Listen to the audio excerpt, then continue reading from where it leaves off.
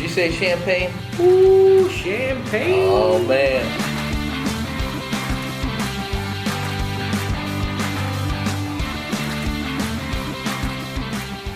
Hey guys, 2021. We need to go talk about snakes in the snake barn. Head out, guys, and check it out.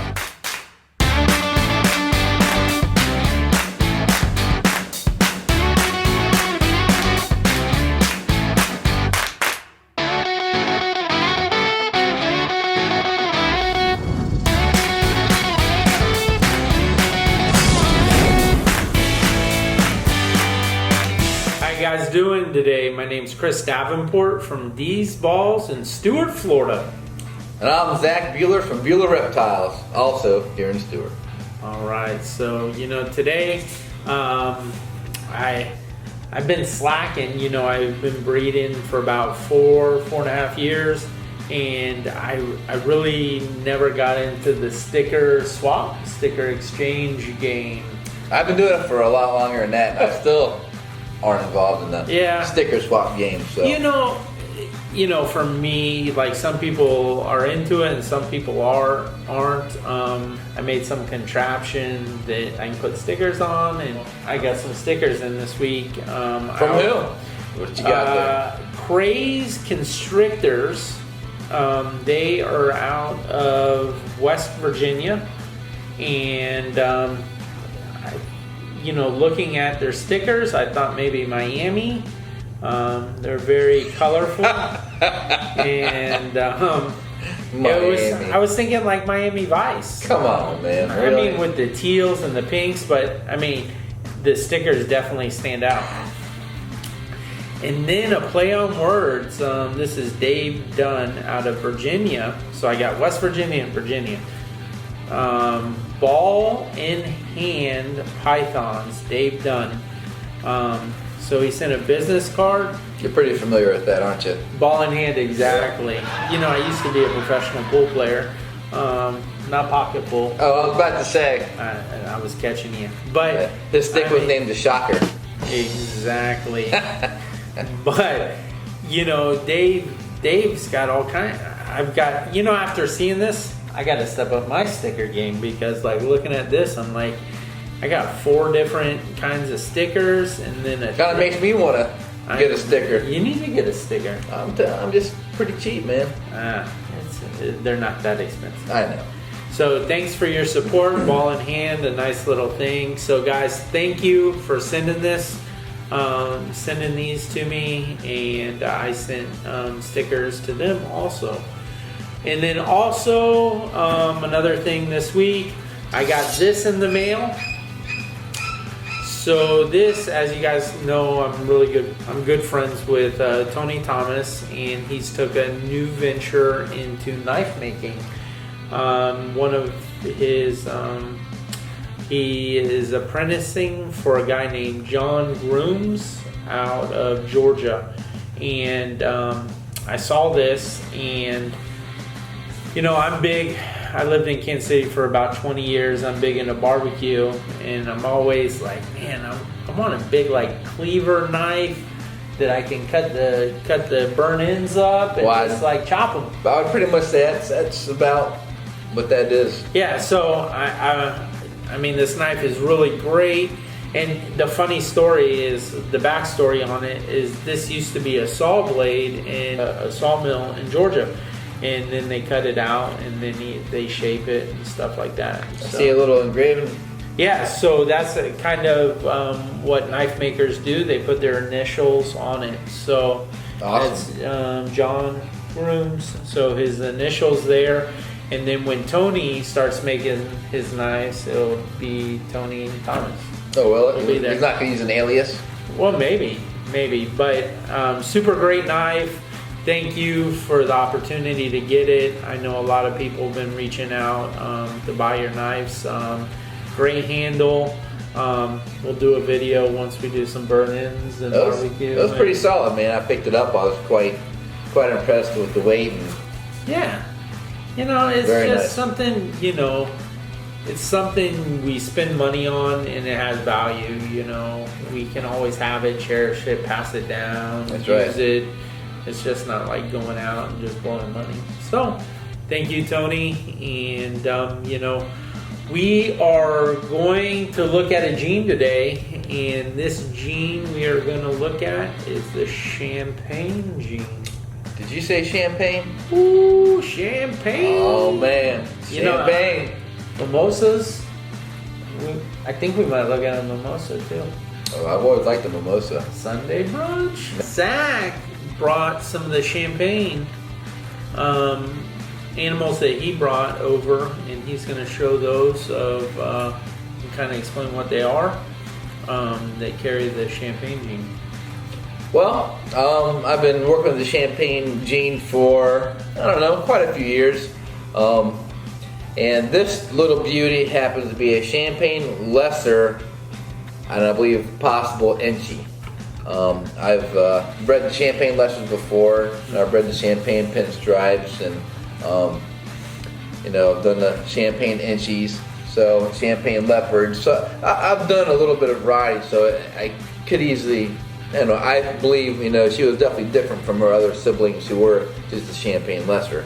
I mean, because as the older they get, you know, they typically don't have, as you can see, the faint traces of the stripe and the pattern here. It's not really necessarily a stripe, but the breaks here. But you see the color. Usually, champagne lessers just are solid, just a solid like yellowish, high yellow, kind of white with the dark eyes. I mean, you can definitely tell. So some of the characteristics of Correct. the champagne is, you know, the dorsal stripe, and then also it, you know, a light color, and then they also get dirty, and they'll be, you know, they go from a light color to like a dirty brown. Also the dark eyes. Dark eyes, another characteristic of them. But yeah. Now, how big is this girl? Yes. Yeah. She's actually been one of my slower growers, if you would say. I think she's a 19. Nice. So I mean, she's getting pretty close to maybe 1,200 grams, but she's definitely taking her time. She's, you know, gone in different stages of, you know, eating quite a bit and going off for a couple months. I mean, but now, slow and steady sometimes is how it happens. Now, what's your plan with this girl? I don't know yet. No. You know, possibly my albino GHI, put a little GHI into the mix, and make it all, you know, het for albino. Maybe put a desert ghost to it. Desert ghost. You know, because then you get the hets for the champagne, you know, lesser Inchy, all make nice desert ghost morphs. Yeah. You know, I think who knows? You know, I wouldn't do the Candino because that really wouldn't, you know, do too much. But I don't know. You know, I don't have quite the selection as you do, so I kind of pick and choose of what I have. Maybe even the leopard banana I have. Yeah. No, definitely. So that could definitely be a nice combo to it. Desert Ghost definitely into champagne, cleaning it up. You know, you still get the dirtiness, but you get it like a clean dirty. I know, I just said that, but it is. I saw some champagne Inchy Desert Ghost that Jeremy produced over at Fireball, and nice. I mean, it was real nice. So, and it was hypo also. So it was a, you know, going into that is a, you know, produces some great animals. And here's the other female brought over. This is a Champagne Lemon Blast, which is the Champagne Pastel Pinstripe. Nice. I also want another slow grower. Taking its time, but I've recently paired her up to an albino GHI, is what I was possibly mentioned with this one. I noticed a couple successful lockups, but that was about it. No, I like it, you know, with it, the pinstripe, you know, you can tell with the coloration and stuff, you can kind of see the dots, you know, pulling through from the pinstripe. Yep, and it just goes, you know. And then pastel, you know, working that color, that color palette of it is, yeah, it's nice. So yeah, I mean, pretty much my plans with these to probably get some recessives into them for the most part. I mean, that's pretty much where a lot of my projects tend to go. At least add some recessive to it, and just I like doing it for more of a long term. It's not just something it's just It's a long game. Pretty much. I mean, That's what you got to do. I'm not gonna do it just for the quick hit, because I enjoy to do it. So yeah, definitely. See what the possibilities are. All right. These are great animals. Thanks for bringing them over. Hey, my pleasure. All right, guys. What we have here is we have a champagne, Inchy, orange dream, yellow belly. So, wow. Yeah. So that's pretty sharp. Yeah, I like it because it's got the dirtiness of the brown, and then you get the patterns. The lightning, the yellow belly lightens it up, and then the OD, I guess, puts these patterns into it. And then on the head, you get some oranging. And then, what I really like with some of the champagnes that I have here is they get these super orange heads, and, in that dirtiness. I just like it, I've got a champagne cinnamon that's even dirtier. She's real dirty, but she is. She's like at a 40-something millimeter, and she was. I loaded up with a bunch of champagne stuff because when you add the Spartan gene, I have the Spartan gene here. It makes the champagne look like a pied, so the Spartan gene puts ringers into animals, has done that, but then with the champagne gene you'll see multiple things. So I have a champagne cinnamon that he's locked up multiple, so then I was like, man, I need to get some more females with different codoms in it to work that avenue of that, because pieds are a big thing, but now if I can produce an animal that looks like a pied but doesn't carry that recessive and is a good looking animal. Well, I mean, pied is a good gene for most of the morphs. Some of them, like Inchy doesn't show as much, but even though it has a cool pattern and stuff, some of the genes are low white in comparison to others. Yeah. Like say you have a white wedding, which is pretty much a predominantly all white spider pied. Right. So this we got from Breeder Circle, and this is a champagne ODYB. So that will be going into the leopard Spartan that I have. So I'm excited about that once she gets to size. And hopefully she will be too. Yeah. We have this right here is the champagne Blackhead. And we've showed her off before, but you got the dirtiness of the champagne, and then the blackhead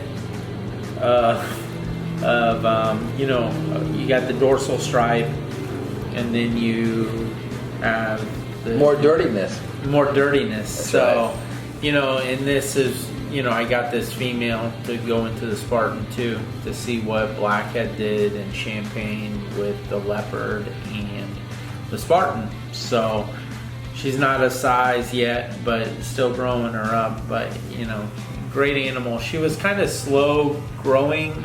She's hit that. She's about 700 grams and has hit that. Hey. Sometimes that happens, man. I'm telling you. That's what happened that's what happened to those two. They got to a certain size, they'd eat great, then they stop for a while, then they'd eat good and stop for a little while. I've got a off topic. I have a cypress in there that does that, Mojave cypress, yellow belly, and she went off food for 2 months, and then now she's getting back. But it's that, that 1,000-gram wall, they say, we have ASFs here, so we're able to kind of try to break down that wall That's why I do mice, soft furs, and rats. Yep. Yeah, so getting that. So, all right. But this right here, we have a champagne, dirty champagne Blackhead. You should almost rename it. The dirty. The dirty champagne. That's gonna be Start a like new a line. jean. Start a new line. The dirty champagne. I'm just gonna name it the dirty. The dirty. Yeah. There you go. So you heard it here first, guys. That's right. So right here we have a champagne yellow belly het hypo female, and we got this from Morph Mixology.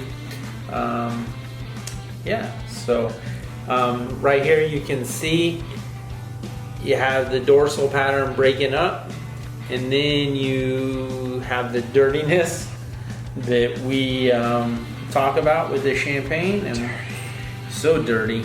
But yeah, it's a great looking animal. You got the dark pupils, and They're dilated.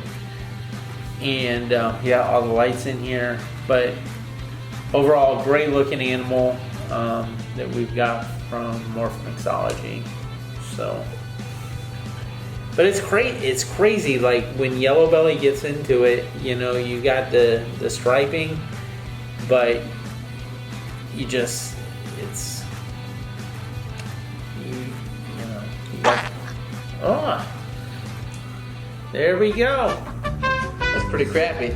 That is pretty crappy. Right, so right here we have a champagne ghost, and it could be Mojave, but when I talked to Morph Mixology, they think That's more than just a champagne ghost. no. So it was sent here as a champagne Mojave ghost. So a champagne mimosa, but he's leaning towards it being champagne yellow belly ghost. So of what he is. So we'll find out when we breed it. But that's so it's visual for the ghost, has the champagne, and then it's either Mojave or yellow belly. But, you know, great looking animal. Oh, it's beautiful. I love what the ghost does to it. Yeah. So the ghost, you know, that lightning Cleans up the dirty a little bit. cleans up the dirty, and it's not as dark. You know, the ghost kind of dulls it down, the dirtiness of it. You know, the clean lines of the dorsal stripe. You know, the orangish head, and of that. So, but yeah, it's a great animal, and you know, this was another thing of putting into the Spartan, you know, getting the champagne in there with a recessive to see what it does, and you know, make heads, and then, you know, just keep growing the army. That's right. That's what it's all about. Yeah, I'm so always trying to improve the collection. yeah, and you know, once you have an army of animals, you're able to, you know, you purchase a lot. Like for me, it was like purchasing a lot at the beginning, but now it's kind of like tapered off. And you know, you see an animal here or there that you're like, man, I gotta have that. You know, this is what I can do with it. But you know, for the most part, you have all the ingredients in my kitchens behind us. And it's like, you know, it takes time to cook the cake. So, but yeah, great animal, great genes. Thanks for watching. Like, subscribe, leave comments. Peace out to the dirty people out there. Peace out. That's all I can tell you. The dirties. So, The dirty. all right, guys. Thanks, and we'll see you guys next week. See you later. This week, Jeffy's quads are still screaming in his weighted vest, Wadapalooza shorts, shoes from No Bull, and this cap from F45 Training. Tune in next week to see what Jeffy's wearing next. D's balls, always earned, never given.